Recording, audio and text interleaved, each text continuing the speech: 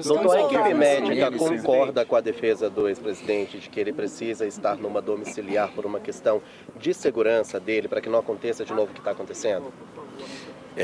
Nesse caso é a prudência. Quando nós falamos do ponto de vista médico, técnico, um ambiente mais acolhedor, com mais recursos de profissionais adequados, multidisciplinares, fisioterapia, que ele já faz, mas se você tem uma equipe também de apoio de enfermagem, 24 horas, uma alimentação mais adequada, uma visualização de qualquer alteração precoce, sem dúvida nenhuma que o ambiente familiar, residencial, bem melhor, e nós falamos em tese, isso serve para qualquer paciente, sem dúvida nenhuma que ser o domiciliar é melhor. O senhor pode repetir o resultado da tomografia que foi feita hoje? O senhor disse que um dos pulmões apresentou uma melhora um pouco maior, foi isso? É porque na primeira tomografia da entrada na sexta-feira, ele tinha apresentou um comprometimento muito difuso, extenso do pulmão esquerdo,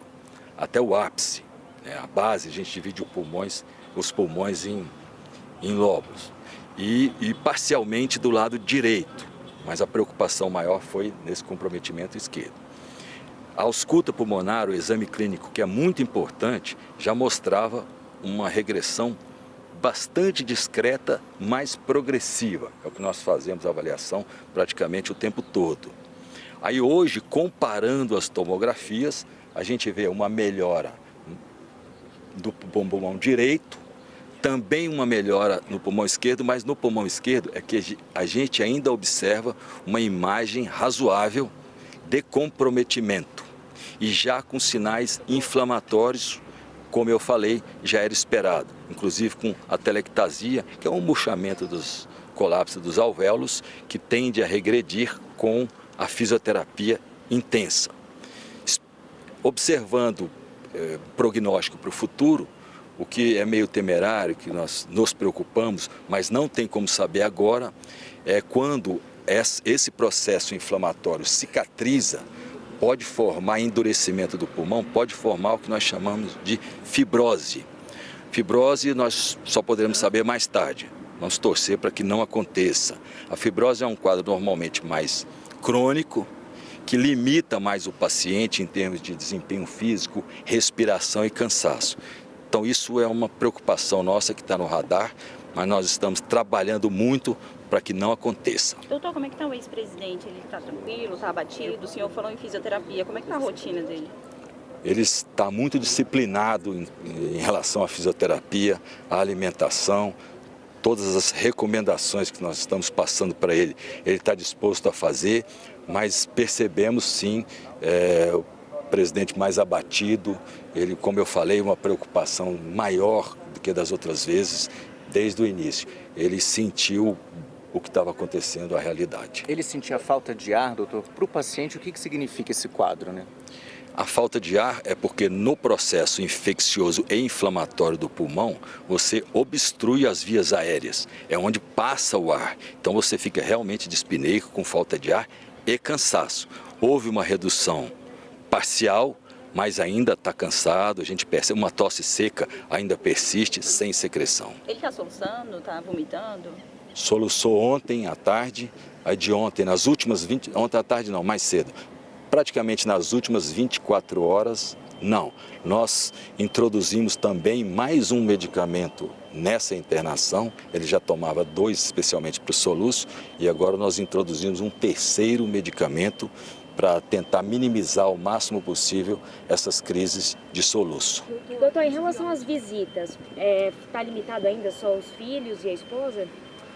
Em relação às visitas, não compete muito a área médica interferir nesse sentido, porque tem uma regra do hospital, que na verdade é mais flexível, e uma determinação no campo jurídico. Aí a gente apenas respeita.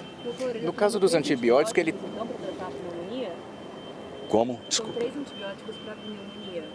3 antibióticos específicos, porque você faz um apanhado que nós chamamos uma associação de largo espectro, porque na verdade na entrada você não sabe exatamente qual é o agente etiológico, então você tem que usar antibiótico de largo espectro para poder obter um melhor resultado. E com a associação do terceiro, na madrugada do domingo, ele apresentou uma resposta mais rápida, denotando que o caminho estava correto.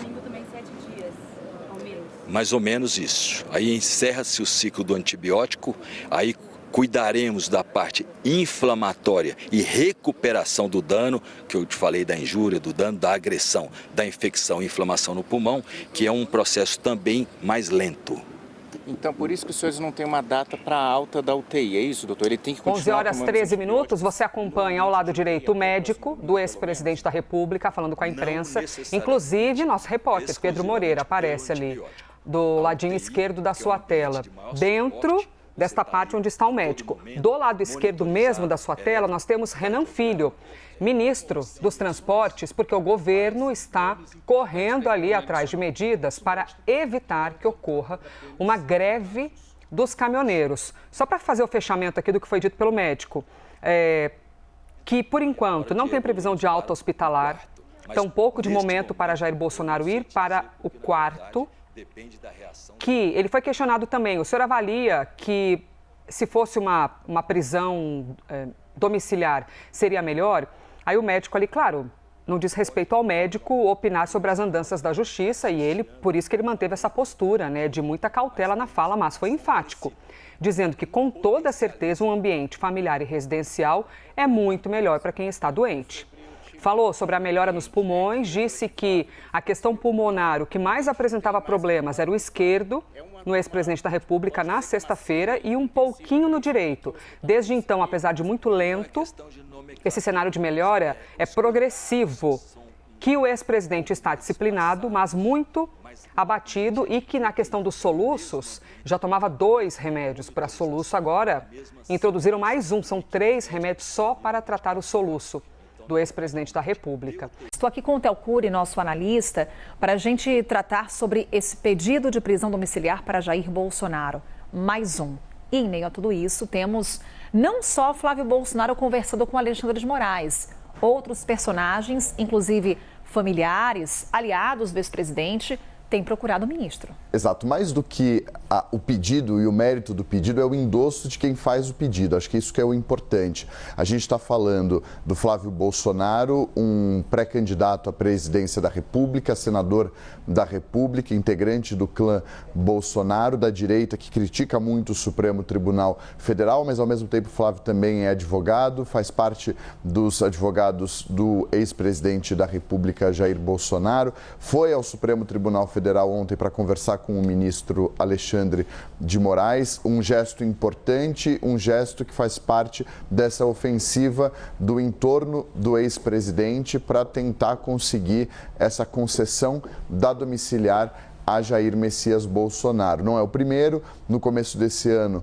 o Tarcísio Gomes de Freitas, governador do estado de São Paulo, esteve com ministros do Supremo, conversou com eles fazendo esse apelo para que houvesse uma reconsideração, para que o ministro Alexandre de Moraes atendesse ao pedido da defesa, atendesse ao pleito da equipe médica para fazer a transferência da Papudinha para o regime domiciliar. Na sequência, e aí esse já era esperado porque o Tarcísio sempre teve uma boa interlocução com os ministros do Supremo, em especial com o próprio Alexandre de Moraes, algo que começou a mudar ali depois do 7 de setembro do ano passado, em que ele fez críticas mais duras ao ministro, mas depois essa relação voltou. O que chamou mesmo a atenção no meio do caminho foi a Michele Bolsonaro, ex-primeira-dama, esposa do ex-presidente da República, ter ido ao Supremo, conversado com o próprio ministro Alexandre de Moraes. Então, mostrando essa intenção e essa mobilização da família Bolsonaro e do entorno da família Bolsonaro para tentar conseguir